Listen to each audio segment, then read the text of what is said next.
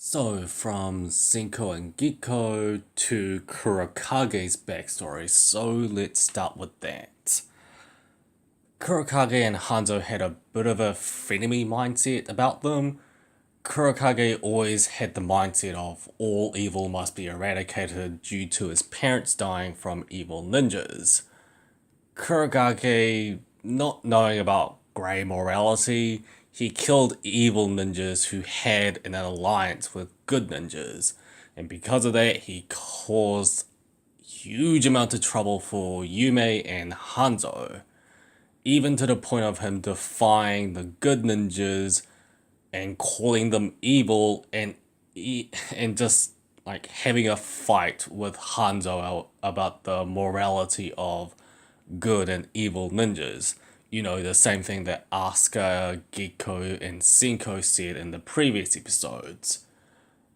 Over time, he became a renegade and broke off from the good ninjas and killed evil ninjas.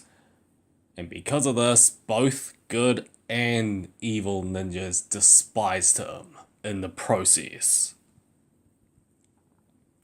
But at an old age, he found out that his way only caused him grief, not only to himself, but to Yumi, his grandson, and his son.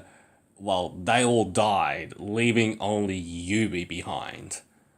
With her left, Kurokage took Yumi in and taught her his teachings and beliefs.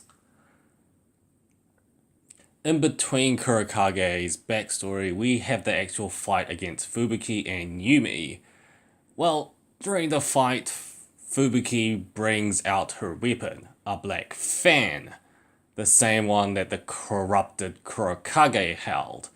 The parallels between Fubuki and Yumi are quite obvious, Fubuki being similar to the corrupted kill-all-evil Kurokage, and Yumi being the good Kurokage right down to the weapons and beliefs that they had about the morality of ninjas.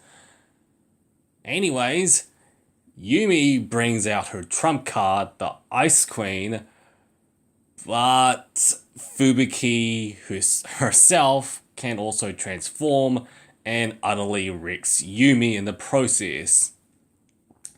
And here's the biggest reveal, as Fubuki now declares war on all ninjas due to the hypocrisy of justice and, well, uproots the Hanzo girl's pillars and summons the Youma to her side that, the Hibijo girls were fighting against. Oh no! And we end the episode there. Well, this episode told a lot. Some we already knew, but nonetheless.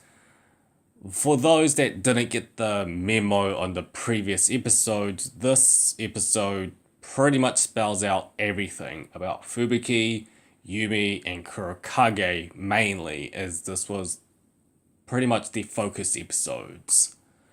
As for the fight itself, though it was spread out due to the flashback's backstory, it did show off Fubuki and how powerful she is, taking all of Yumi's most powerful moves and not even flinching. Also, this episode finally tells us straight what connection between Fubuki and the Youma is. That she controls the Youma, not that she can transform into one. So, not a bad episode, almost a good one, if not for the flashback, though it's okay to have it, I suppose. Finally, we're getting some answers at the very least. So, it's the entire cast of Senran Kagura versus Fubuki and that Youma next episode. And all hell breaks loose. All hell breaks loose. With that, see you next week. LA out.